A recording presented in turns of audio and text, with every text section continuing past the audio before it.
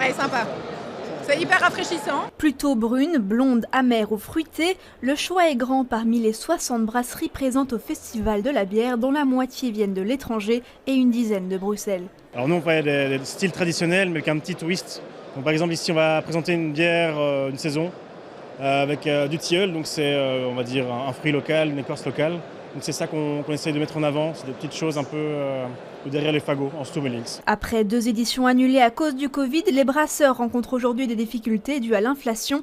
Il faut compter 25 à 30% d'augmentation du prix des matières premières. Le prix du malt qui a très fort augmenté, le prix des bouteilles qui a augmenté déjà 4 fois cette année.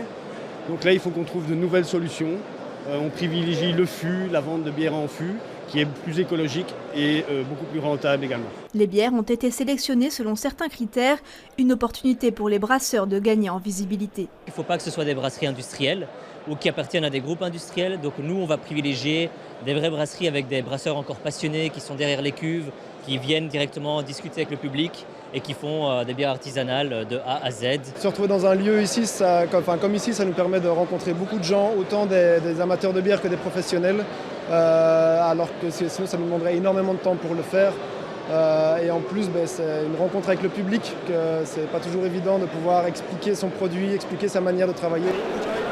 Vous pouvez toujours venir déguster les bières artisanales ici à Tour et Taxi jusqu'à demain 20h, mais attention, toujours avec modération.